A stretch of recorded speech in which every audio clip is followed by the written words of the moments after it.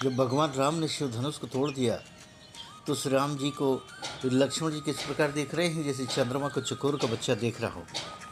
तब शतरंज जी ने आज्ञा दी और सीता जी ने श्री राम के पास गमन किया। साथ में सुंदर चतुर सखियां मंगलाचार के गीत गा रही। सीता जी बाला हंसने की चाल से चली, उनके अंगों में अपार शोभा है। सखियों के बीच में सीता जी कैसी शोभित हो रही हैं, जैसे बहुत सी छवियों के बीच में महाछवि हो।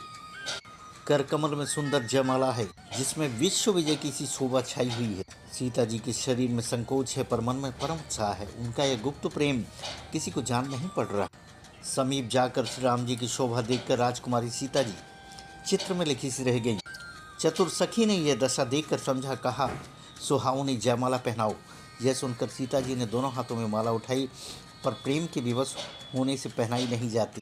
माला पहनाते समय अनुडंडियों सहित 2 कमल चंद्रमा को डरते हुए जयमाला दे रहे हों, इस प्रकार सुशोभित हो रहे थे उनके हाथ। इस छवि को देखकर सखियां गाने लगीं। तब सीता जी ने श्री राम जी के गले में जयमाला पहना। श्री रघुनाथ के हृदय पर जयमाला देखकर देवता फूल बरसाने लगे।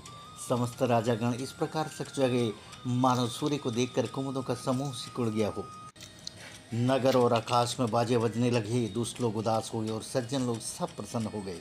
देवता, किन्नर, मनुष्य, नाग और मुनीश्वर जय जयकार करके आशीर्वाद दे रहे हैं।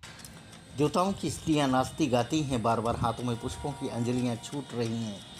जहाँ तहाँ ब्राह्मण वेद ध्वनि कर रहे हैं और भाट लोग कुल कीर्ति बखान कर रहे हैं। पृथ्वी, पाताल और स्वर्ग तीनों लोकों में यश फैल गया है कि श्री रामचंद्र जी ने धनुष तोड़ दिया और सीता जी को वरण कर लिया। नगर के नर नारी आरती कर रहे हैं और अपनी पूंजी को भुलाकर सामर्थ्य से बहुत अधिक न्यौछावर कर रहे हैं। श्री सीताराम जी की जोड़ी ऐसे सुशोभित हो रही है, मानो सुंदरता और श्रृंगार रस एकत्र हो गए हों। सखियां कह रही हैं, सीते स्वामी के चरण छुओ, किंतु सीता जी अत्यंत भयभीत हुई, उनके चरणों को छूती। गौतम जी की स्त्री अहल्या गति का स्मरण करके सीता जी श्री राम के चरणों को हाथों स्पर्श नहीं कर रही हैं। सीता जी की अलौकिक प्रीति जानकर रघुकुल मणि श्री राम जी मन में हंसने लगे। उस समय सीता जी को देखकर कुछ राजा लोग ललचा उठे हुए दुष्ट कपूत मूढ़ राजा मन में बहुत तमतमाए। सीता जी की सखियां उन्हें वहां ले गईं जहां रानी सीता जी की माता जी थीं। श्री रामचंद्र जी मन में सीता जी के प्रेम का बखान करते हुए स्वाभाविक चाल से गुरु जी के पास चले।